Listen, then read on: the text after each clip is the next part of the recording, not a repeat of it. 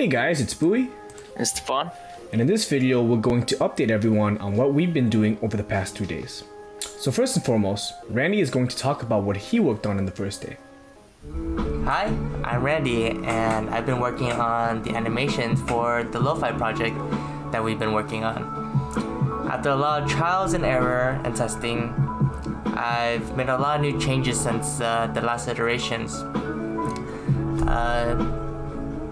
Especially the walking animations has been greatly improved. It's less robotic, and instead of putting all the animation into one, I ended up splitting them into separate animations to make it more modular. I ended up doing this so I could actually use the controller in Unreal Engine 4 in order to make the walking animation a little bit more consistent, and it would just help with the workflow more easily. So majority of the time I've been focusing more on the girl's animations and model, since I feel like she has more expressive emotions during these scenes. However, I've been working on both the guy and the girl's walking and idle animation so far. So right here is a demonstration of the walking, and for the idle it's just a very simple standing and moving the hands to just create a more easy animation transition. So yeah, that's what I've been working on so far in this iterations, and I hope to see you guys soon. So in the end, we did opt to use an animation blueprint instead of just having animation montages. So with this, Randy started to finish the remaining animations. So this is an early version of the second scene, right? And we like where Randy's going with the hand movements, but you could still tell it's very robotic. Yeah. So we kind of gave him a direction to try to put more motion into it, make it more alive. Right? Similar problem that we had before. Yeah, so in this next iteration, Randy starts connecting the upper body motions with the lower body motions and starts to really exaggerate these motions and really animate these mannequins. So then, after this got the green light, Randy went on to move on to the third and final animation. And we liked the idea of this, but it was kind of awkward for the guy to be crouching like this from a standing position. It didn't really make sense to us. So we opted to have the male character kneel for forgiveness, kind of. And so we kind of liked where this direction was going, but it was very strange that the character went from standing to kneeling, right? So we started, well, why don't we just start off from kneeling? And this was a very good look for us. Something that we want to note is there are a lot of small things that, as an animator, Randy has to do to make things look much better. For example, the small human movements that we don't really consider because we do it automatically. An example here is going to be driving the hips forward instead of just kind of like getting up, right? Because the blue character drives his hips forward, right? It gives this more real feeling, right? It feels like there's actually physics behind their motions, and you know, it makes these mannequins feel a lot more human, right?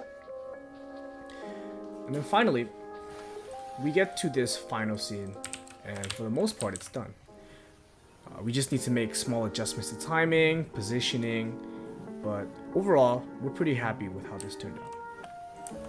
So one of the big problems that I was noticing that when we go through the game is that there was a lot of scaling issues. For instance, the chair, the props inside, like the table, would be about this right size to the characters that we had put in for the X and Y bot.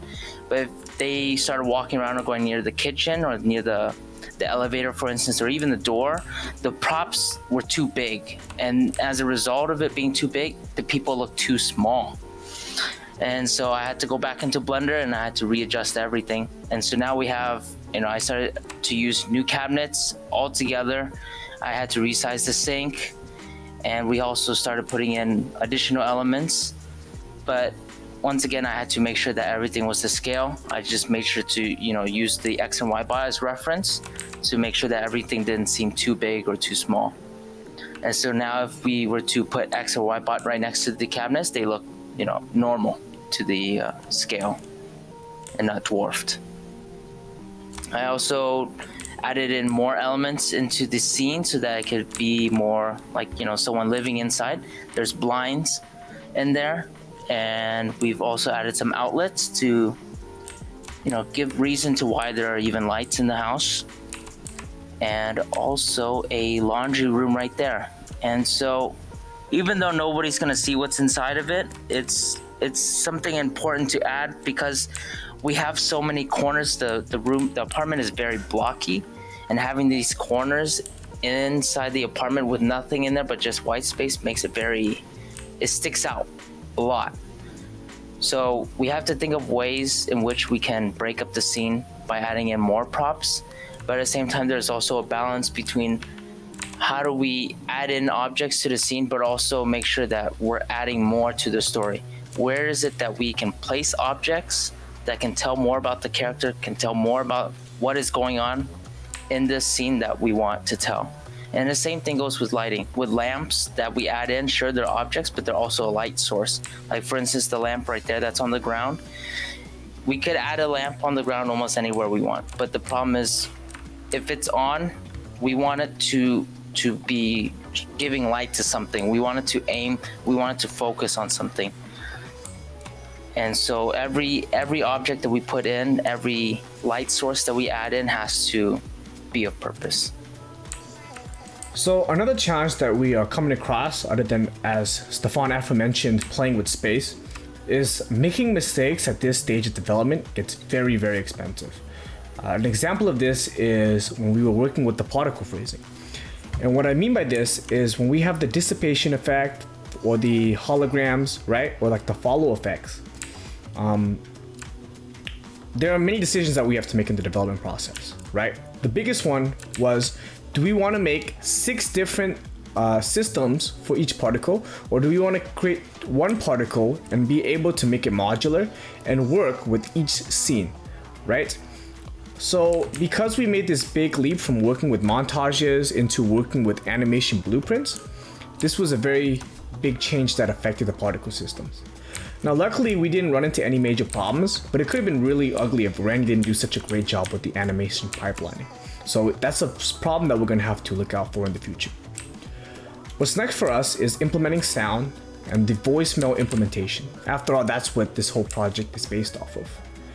We also need to add props to break up any white space, to create more noise, to make this space seem more livable, or at least inhabited. We're also going to need to make some small lighting adjustments because we have a little more props and the space taking up a lot better. And then after that, we're going to film the video, and then we're going to release this environment out to the public. So as always, thanks for watching everyone, and we will see you guys next time. Be well.